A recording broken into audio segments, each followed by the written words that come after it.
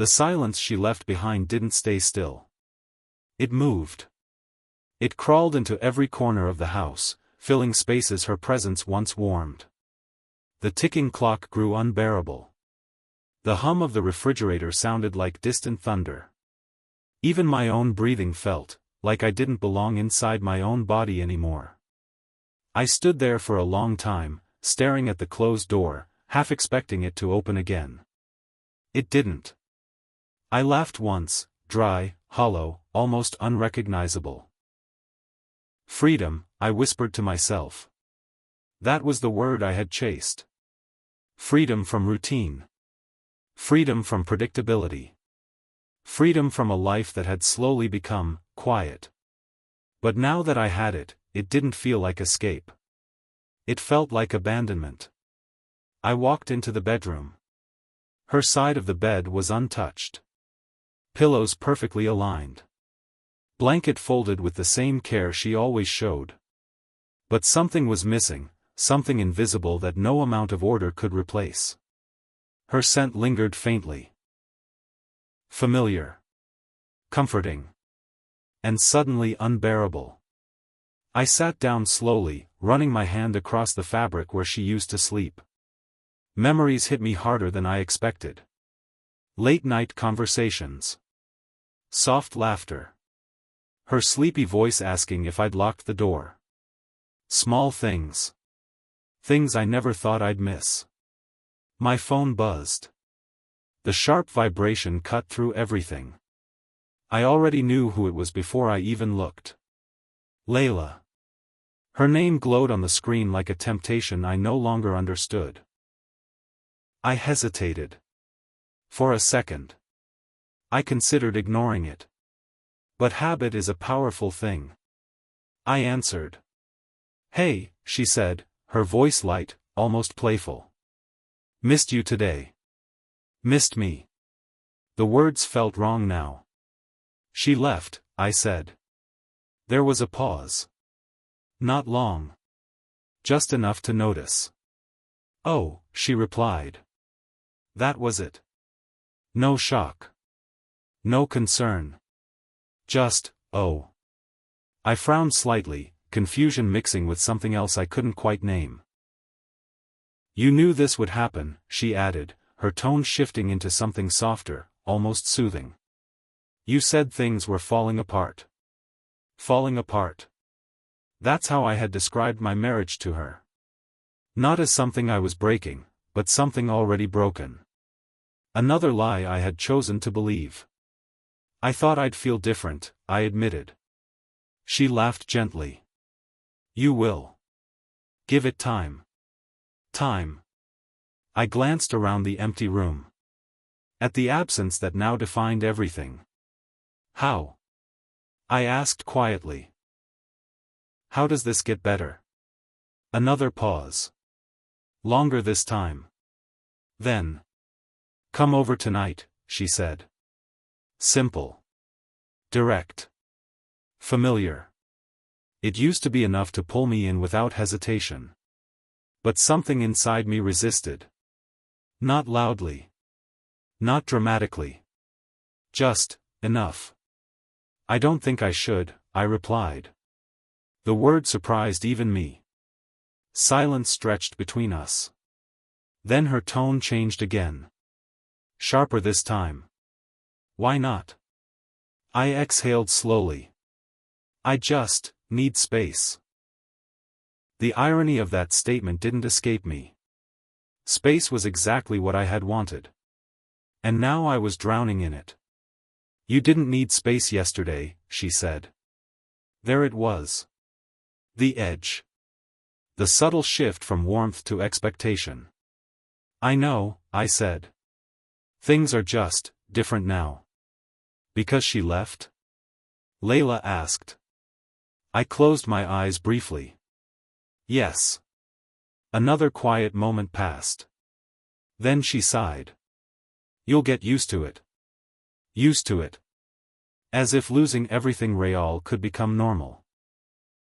As if replacing something deep with something temporary could ever feel the same. I'll call you later, I said, ending the conversation before she could respond. The room fell silent again. But this time, it felt heavier. I stood up, restless. Every part of me wanted distraction. Noise. Anything to avoid thinking. So I did the only thing that had ever worked before. I left the house. The city lights blurred as I drove aimlessly. Familiar roads felt strange. Places we used to visit together now carried a different weight. I passed the small cafe where we had our first anniversary. The park where she once laughed so hard she cried. The bookstore where she insisted on buying novels she never finished. Each memory hit like a quiet accusation. I pulled over eventually. Not because I had a destination. But because I couldn't keep running. My hands tightened around the steering wheel. And for the first time since she walked out, I let the truth settle in completely. I didn't lose her in a moment. I lost her slowly. Choice by choice. Lie by lie. The next morning didn't feel like a new beginning. It felt like a continuation of something unfinished, something broken that refused to stay in the past. I woke up on the couch, neck stiff, mind heavier than the night before. For a few seconds, I forgot everything. That brief, merciful moment where reality hadn't caught up yet. Then it did. The emptiness returned instantly. Her absence wasn't just emotional anymore, it was physical, visible in every corner. No cup beside mine. No soft footsteps in the kitchen. No quiet humming that used to fill the mornings. Just silence. I checked my phone.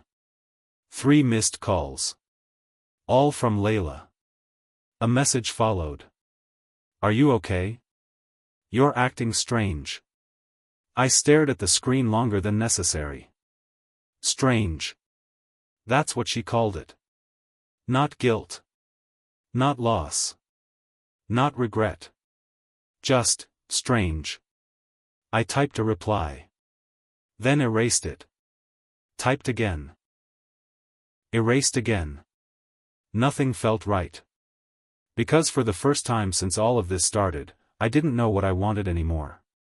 By noon, I forced myself out. Work felt like the only place where I could pretend things were normal. But even that illusion didn't last long. The moment I stepped into the office, I felt it. Eyes. Watching. Judging. Or maybe it was just in my head. Layla spotted me immediately. She walked over with that same confidence that had once drawn me in so easily. You ignored me, she said, half teasing, half accusing. I needed time, I replied. Her expression softened, but only slightly. You have me now, she said, reaching for my hand. I didn't pull away. But I didn't hold on either. We sat together during lunch. The same table.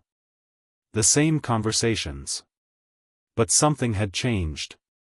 Or maybe I had. She talked about weekend plans, about places we could go, things we could do now that there were no restrictions.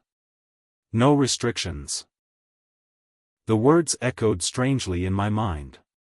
You're quiet, she said, studying me. Just tired. That's not all.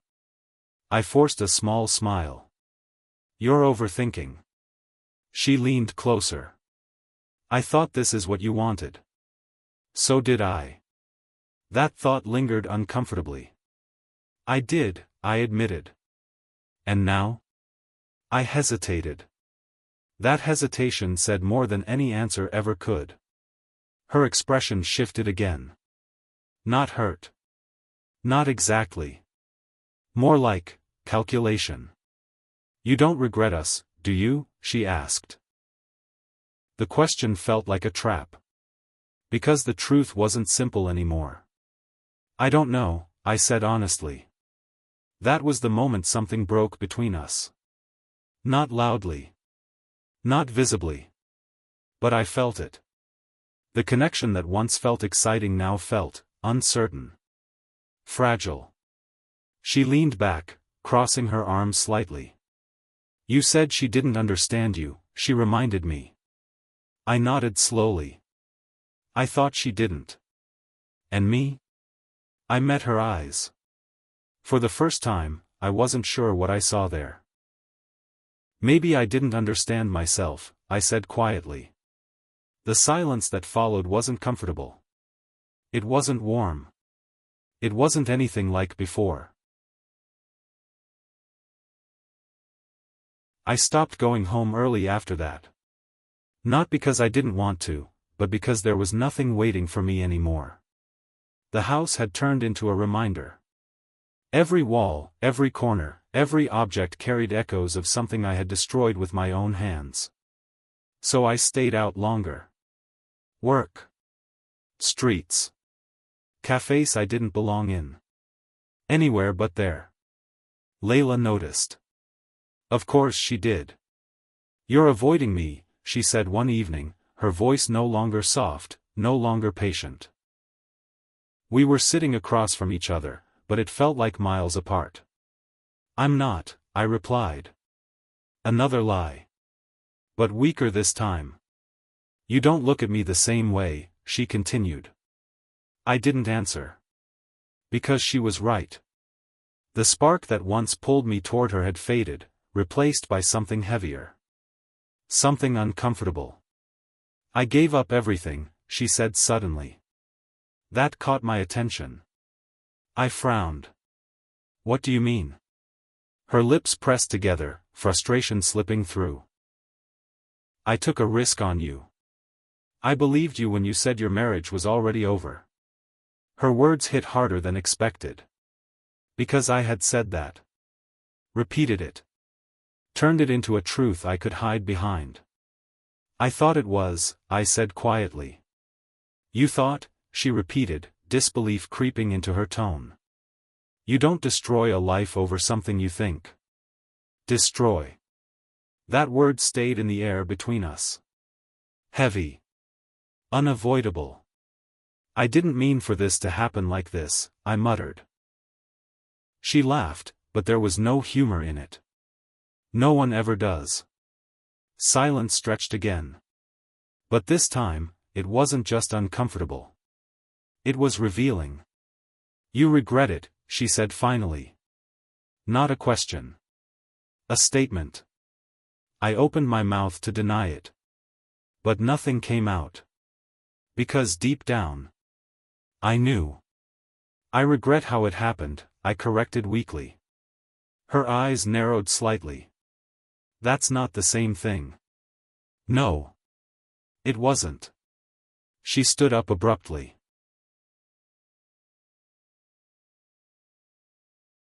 I'm not going to be your escape, she said, her voice firm now. I didn't sign up to be the second option after your guilt kicks in. Second option. The irony twisted inside me. Because that's exactly what I had turned my wife into. You're not, I said, standing as well. But the words felt empty. Even to me. She shook her head. You don't even know what you want. And that was the truth I had been avoiding. I chose you, I said, trying to hold on to something, anything that still made sense. No, she replied immediately. You chose excitement. You chose distraction. You chose something easy. Each word landed like a blow. Because she wasn't wrong. And now, she continued. I stayed silent. Because I didn't have an answer anymore. Her expression softened slightly, but not in the way it used to. Not warmth. Not affection. Just distance. You didn't lose her in one moment, she said quietly. You lost her long before she walked out. I felt that. Deep. Painfully real. And you're losing me now, she added. That should have scared me. A few weeks ago, it would have. But now. All I felt was a strange emptiness. I don't want to lose everything, I admitted. Her gaze held mine for a long second. Then she sighed. Then maybe you shouldn't have risked everything in the first place. She walked away after that. Just like my wife did. No drama. No scene. Just, gone. I stood there, unmoving. Watching another person leave my life. And this time, I didn't even try to stop her. Because for the first time, I understood something clearly. This wasn't about choosing between two people anymore. I had already lost both. That night, I finally went home. Not to escape. Not to avoid. But to face what I had done. The door creaked open slowly. The same silence greeted me. But this time, I didn't run from it. I stepped inside. Closed the door behind me. And let it settle. I walked into the bedroom. Her side was still untouched. Exactly the way she left it. Like time had frozen in her absence. I sat on the edge of the bed. And for the first time since everything happened, I didn't try to justify myself. I didn't make excuses. I didn't blame anything else. I just sat there. And felt the full weight of my choices. Because the truth was simple. Brutal. Unavoidable. I didn't cheat because I was unhappy. I cheated because I was selfish. The house didn't feel like punishment anymore. It felt like truth. Unfiltered. Unavoidable. Mine. Days passed without shape. Morning blended into evening, and night stretched longer than they should. I stopped checking my phone every few minutes. Stopped expecting messages that never came. Layla didn't call again. My wife didn't either. At first, I told myself I deserved this silence. Then slowly, I started to understand it.